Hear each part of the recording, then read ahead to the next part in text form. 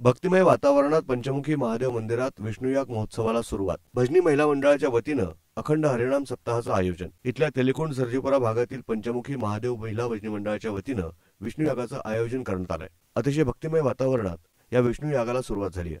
शनिवार दिनांक 10 फेब्रुवारी ते शुक्रवार दिनांक 16 फेब्रुवारी या काळात या ठिकाणी भरगच्च कार्यक्रमांचं आयोजन करण्यात आलंय। याच कालावधीत या ठिकाणी अखंड हरिनाम सप्ताह देखील आयोजित करण्यात आलाय। सोमवारपर्यंत हा विष्णुयाग चालणार आहे। रविवारी विष्णुयाग आहुती देण्यासाठी मुख्य यजमान म्हणून माजी नगरसेवक आणि शिवसेनेचे संपर्क प्रमुख सचिन जाधव आणि त्यांच्या पत्नी अश्विनी जाधव या पूजेला बसल्या होत्या। पंचमुखी महादेवाला अभिषेक घालण्याचं काम सुरू होतं। विष्णुयागाचं पौरोहित्य मुख्य आचार्य वेदमूर्ती वेदंताचार्य बाळासाहेब मुळे हे करतात। या ठिकाणी पंचमुखी महादेव भजनी मंडळाच्या वतीनं प्रमुख रत्नमाला काळे यांच्या मार्गदर्शनाखाली सर्व महिला महोत्सव यशस्वी करण्यासाठी प्रयत्न करतात। पहाटे 5 पासून इथं कार्यक्रम सुरू आहेत। इथे सकाळी काकडा होतो, नंतर हरिपाठ, नंतर नामजप होतो, नंतर दुपारी 2 वाजेपर्यंत विष्णुयाग करण्यात येतो। संध्याकाळी गीतापाठ आणि भजन होतं। सोमवारपर्यंत इथं विष्णुयाग चालणार आहे। बुधवारी सायंकाळी 6:30 वाजता इथे हरिभक्त परायण भागवत महाराज दळवी यांचे कीर्तन होणार आहे। गुरुवारी हरिभक्त परायण आळंदी देवाची इथले संत कृपा वारकरी शिक्षण संस्थेचे अध्यक्ष हरिभक्त परायण शंकर महाराज पांचाळ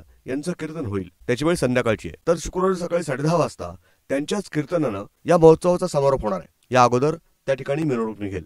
दुपारी 12 वाजता महाप्रसाद वाटप होईल। पंचमुखी महादेव मंदिरात महादेवाच्या पंचमुखी अनोख्या पिंडीबरोबरच मंदिराच्या गाभाऱ्यात देवीची मूर्ती विराजमान आहे। सभामंडपात विठ्ठल रुक्मिणी दत्ताची त्रिमूर्ती, संत ज्ञानेश्वर महाराज, मारुती राया, प्रभू रामचंद्र, सीता, लक्ष्मण, हनुमान आणि सप्तशृंगी देवी विराजमान आहेत। एकाच वेळी या सर्व देवी देवतांच्या दर्शनाचं पुण्य मिळत असल्यानं भाविक दररोज या ठिकाणी महादेवाची आणि इतर देवी देवतांची आराधना करण्यासाठी येत असतात। या महोत्सवात भाविक मोठ्या संख्येने सहभागी आहेत। ब्युरो रिपोर्ट, न्यूज डेस्क, महानगराची लाईफलाईन, मेट्रो न्यूज, अहमदनगर।